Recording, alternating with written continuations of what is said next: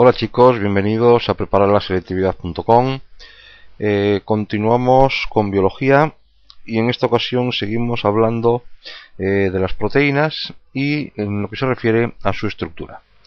Bien, es el tercer vídeo en este sentido que grabo. Hay ya uno sobre la estructura primaria, otro sobre la estructura secundaria y vamos ahora con este tercero en el que vamos a tratar o voy a intentar explicaros lo que es la estructura terciaria, cómo se forma de las proteínas. Bien, lo tenemos ya en pantalla, el paso de la estructura secundaria a la estructura terciaria. Y entonces vamos a empezar diciendo que las cadenas peptídicas plegadas, bien sean de forma helicoidal, estaríamos hablando de la alfa hélice, o bien en lámina plegada, estaríamos hablando de la estructura beta. Si no recordáis bien lo que es una y lo que es otra, os aconsejo que veáis primero el vídeo de la estructura alfa y de la estructura beta, y una vez que lo entendáis, entonces ya pasamos o pasáis al de la estructura terciaria. Bien, entonces, como digo, las cadenas peptídicas, bien partiendo de una estructura alfa o de una estructura beta, van a doblarse sobre sí mismas y van a adquirir una forma tridimensional, que es lo que va a determinar su función biológica y es lo que se conoce como la estructura terciaria.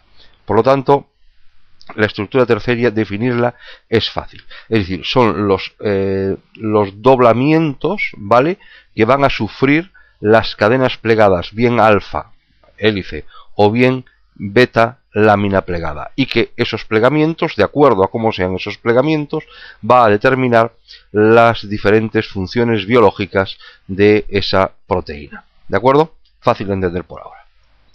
En el esquema, en el dibujo que tenéis ahí delante, podéis ver cómo se producen los plegamientos, es decir, estamos, por así decirlo, podríamos partir de una secuencia o algo lineal, ¿no?, de plegamientos lineales consecutivos, uno sobre otro, uno.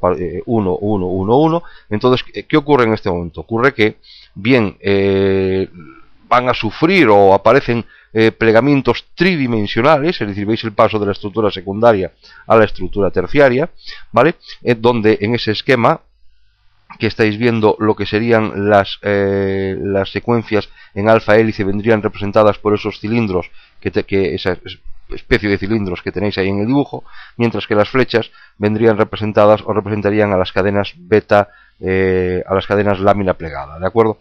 Bien, ahí entonces veis los plegamientos que sufren las estructuras que ya previamente se habían plegado en la estructura secundaria para formar la estructura terciaria. Como veis, siempre recordar que la dirección siempre es nitrógeno-carbono, ¿de acuerdo? Nitrógeno-carbono. En este sentido, si tenéis alguna duda, podéis recurrir al enlace peptídico, ¿vale?, y entender cómo se produce o cómo comienza a nombrarse la secuencia de aminoácidos que forman el enlace peptídico, ¿de acuerdo? Siempre empezamos en nitrógeno y terminamos en carbono.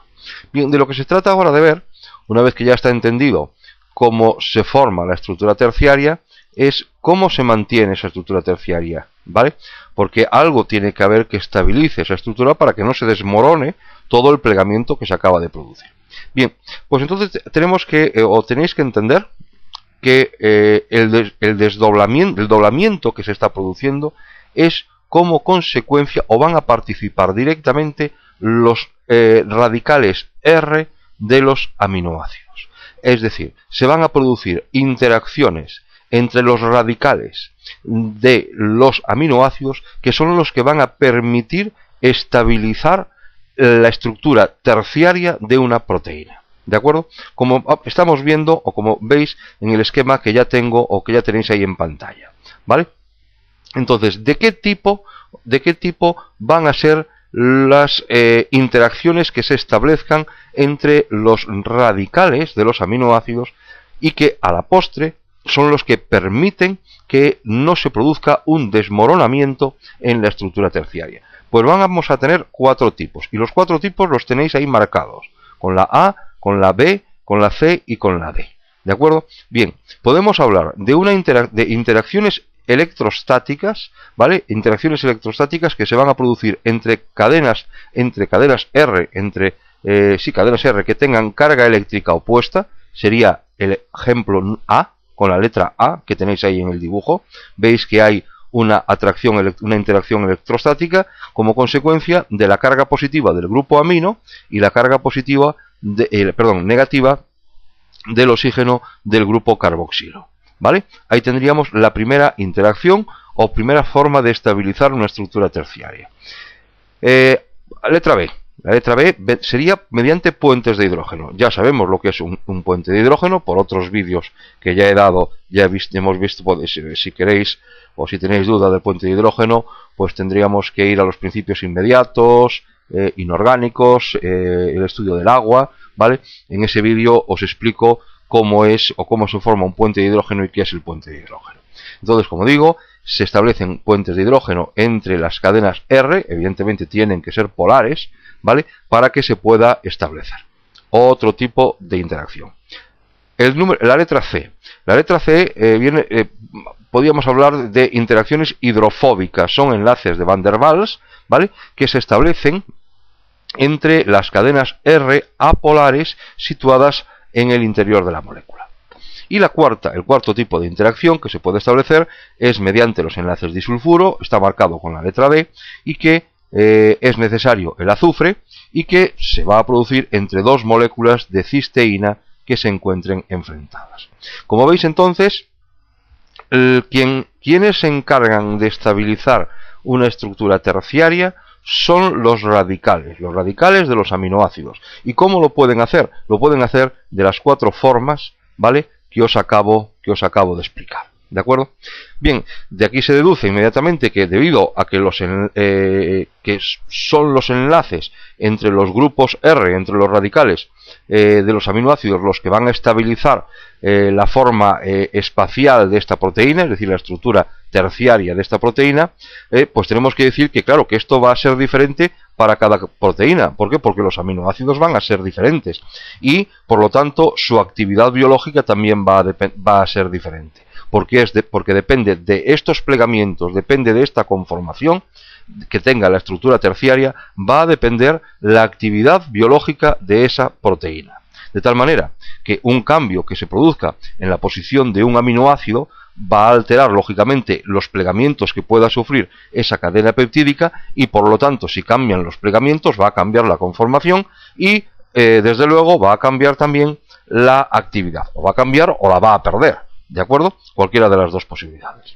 Entonces, según la estructura terciaria de la forma de la estructura terciaria, podemos diferenciar dos tipos de proteínas.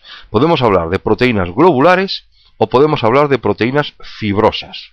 Proteínas globulares o proteínas fibrosas. Bien, las proteínas fibrosas, voy a hablar un poquito de cada una de ellas. Las proteínas fibrosas se van a caracterizar porque sus cadenas peptídicas forman moléculas alargadas, moléculas insolubles en agua, y son insolubles en agua porque presentan un alto contenido en cadenas o en cadenas en grupos R hidrófobos. ¿De acuerdo? Van a desempeñar más que nada un papel de tipo estructural. La función va a ser estructural.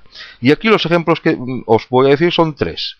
Tenéis las alfa-queratinas.